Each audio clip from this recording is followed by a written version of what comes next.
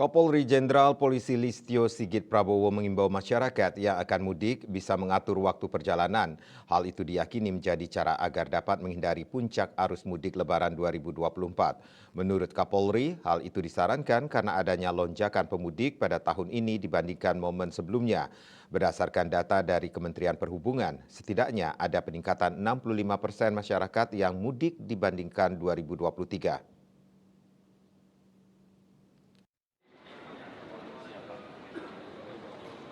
Hal itu disampaikan Kapolri Jenderal Polisi Listio Sigit Prabowo di sela kunjungan kerjanya saat melakukan peninjauan di Pelabuhan Merak, Banten pada Senin 1 April 2024.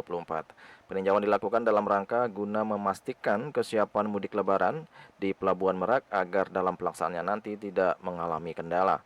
Hadir bersama Menko Polhukam Adi Cahyanto dan Panglima TNI Agus Subianto, Kapolri menghimbau agar masyarakat yang akan mudik bisa mengatur waktu perjalanan agar dapat menghindari puncak arus mudik Lebaran 2024.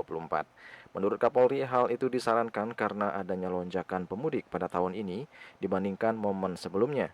Berdasarkan data dari Kementerian Perhubungan, setidaknya ada peningkatan 65% masyarakat yang mudik dibandingkan tahun 2023 lalu.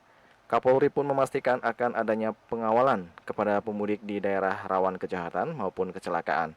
Oleh karenanya, masyarakat diimbau untuk melaporkan kepada anggota di tiap pos yang ada.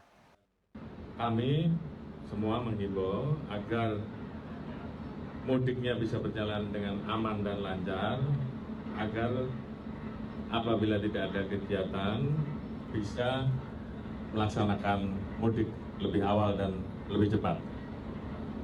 Khususnya untuk wilayah ASDP sendiri, tentunya sudah ditingkatkan terkait dengan kesiapan menghadapi lonjakan arus mudik.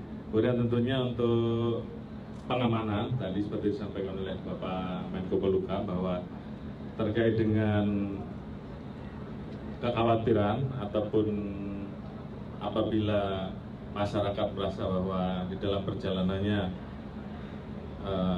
khawatir di wilayah tertentu ada gangguan kejahatan, silahkan melapor ke pos-pos terdekat dan kita akan mempersiapkan pengawalan. Juli Suwarti dan Ketut Sumadiasa melaporkan.